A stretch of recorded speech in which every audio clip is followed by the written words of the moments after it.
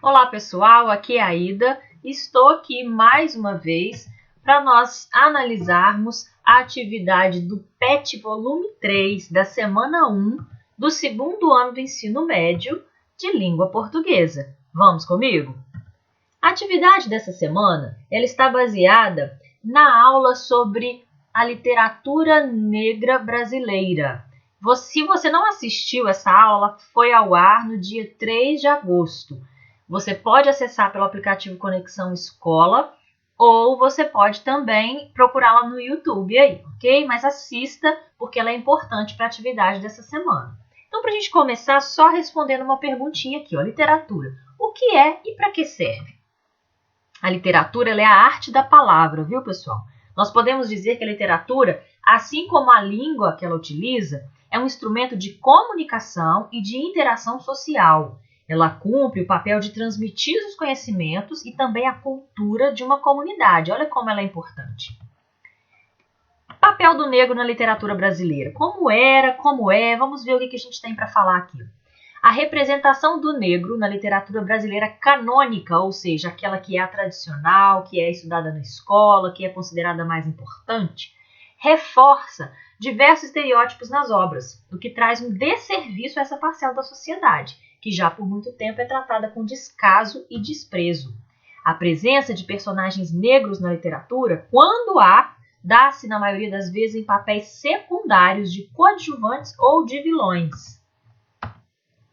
Principalmente a partir da década de 60, com o fortalecimento dos movimentos sociais organizados por negros e negras, aí sim o cenário começou a mudar, finalmente. Em busca de romper os preconceitos e estereótipos veiculados pela literatura canônica brasileira, autores e autoras negros e negras passaram a publicar suas próprias obras, como instrumento de subjetivação e determinação cultural. Então é sobre essa mudança, a presença do negro na literatura, não só como personagem, mas principalmente como autor. Autores e autoras negras começaram a escrever e é essas obras que a gente vai analisar essa semana aí no seu PET, ok? Bom, vocês vão notar que nesse PET vocês terão alguns parágrafos falando sobre o contexto na literatura, falando sobre o autor daquela obra. Então, deem atenção a essas informações, porque elas vão ajudar vocês a compreenderem melhor as atividades, ok? Então, vamos aqui, ó. A primeira aqui fala assim, ó. Ao ler a poesia abaixo, reflita sobre como ela apresenta momentos históricos sobre a vida de mulheres e tente responder às questões a seguir. Então, vamos dar uma lida aqui nesse poema da Conceição Evaristo, tá? A voz de minha bisavó ecoou criança nos porões do navio, ecoou lamentos de uma infância perdida. A voz de minha avó ecoou obediência aos brancos donos de tudo. A voz de minha mãe ecoou baixinho revolta no fundo das cozinhas alheias, debaixo das trouxas, roupagens sujas dos brancos pelo caminho empoeirado rumo à favela. A minha voz ainda ecoa versos perplexos com rimas de sangue e fome. A voz de minha filha recolhe todas as vozes, recolhe em si as vozes mudas, caladas, engasgadas nas gargantas. A voz de minha filha recolhe em si a fala e o ato, o ontem, o hoje, o agora. Na voz de minha filha se fará ouvir a ressonância, o eco da vida liberdade. Muito legal o poema dela, né? Então, o que a gente tem aqui? Pede para numerar a segunda coluna de acordo com a primeira aqui, né? Então, quando pede para numerar, a gente tem aqui a autora a voz dela é aquela que ecoa os versos perplexos com rimas de sangue. Só você ver lá no texto. A mãe dela é aquela que tem a voz que ecoa baixinho, revolta no fundo das cozinhas, tá? A voz da filha recolhe todas as vozes em si, as vozes mudas e caladas. A voz da avó ecoou obediência aos brancos donos de tudo. E a voz da bisavó ecoou criança nos porões do navio, ok?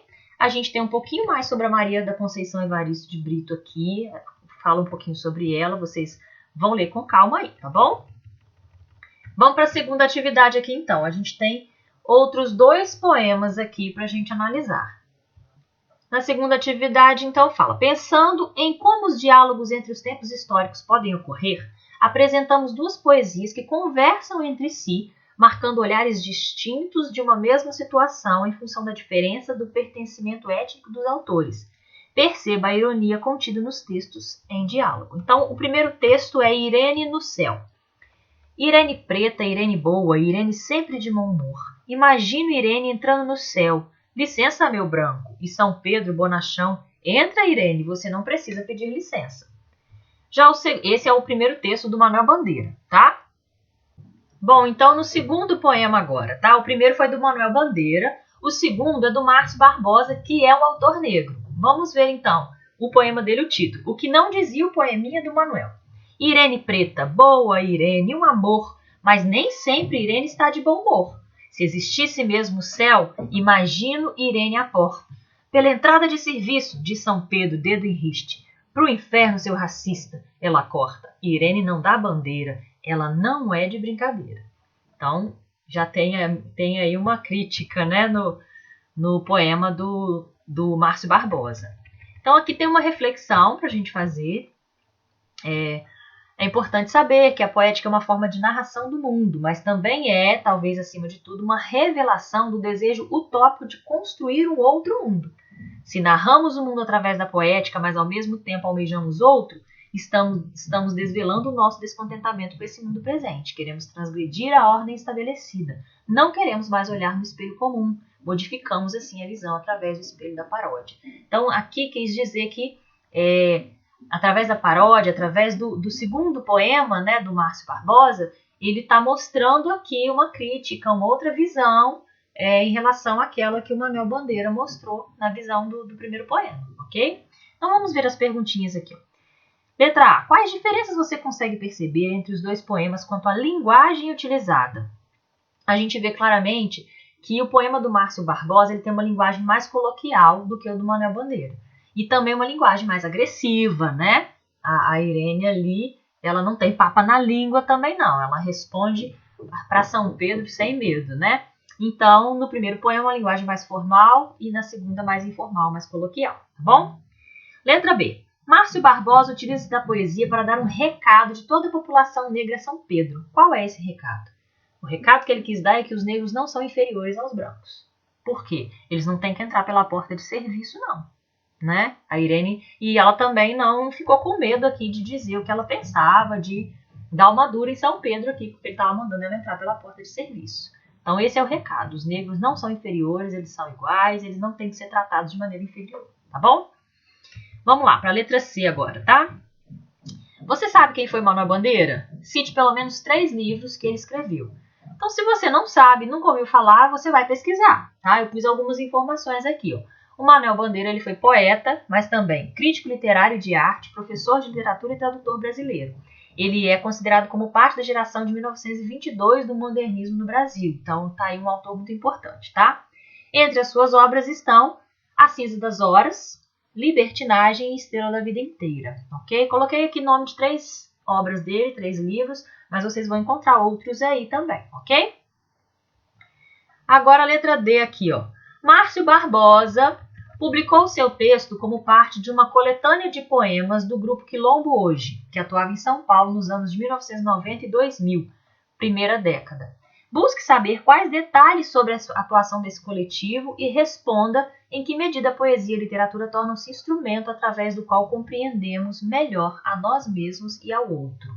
Então você tem que pesquisar para procurar saber um pouquinho sobre esse grupo Quilombo Hoje. Um pouquinho eu trouxe aqui para vocês. O Grupo Quilombo Hoje, ele tinha o objetivo de discutir e aprofundar a experiência afro-brasileira na literatura, organizando obras como novelas, peças de teatro, livros de contos e poemas sobre a cultura negra.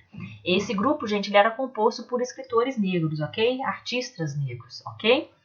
A poesia e a literatura tornam-se instrumento através do qual compreendemos melhor a nós mesmos e ao outro, uma vez que transmitem os conhecimentos e a cultura de uma determinada comunidade. Então, como a poesia e a literatura, elas transmitem os conhecimentos e a cultura de uma comunidade, elas fazem com que a gente conheça melhor essa comunidade, né? E se a gente tem aqui no caso, a gente está falando de literatura produzida por negros, ok? Então, quanto mais esses autores negros tiverem espaço para publicarem as suas obras, mais a gente vai conhecer sobre a cultura negra, que é também a nossa realidade, que faz parte da nossa comunidade, ok?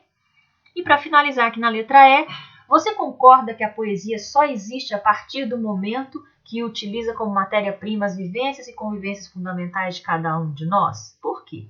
Isso é uma resposta pessoal, tá bom? Se você concorda ou não. Mas eu pus aqui uma sugestão de acordo com aquilo que a atividade nos leva a refletir, tá?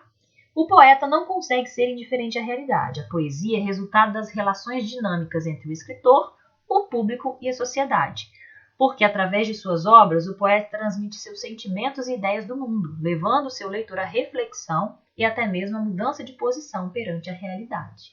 Então, com as palavras de vocês têm que falar sobre a importância, né, das vivências da vida real, né, para a poesia existir, para ela fazer sentido, para ela ter importância, ok? Bom, espero ter ajudado vocês com esse vídeo.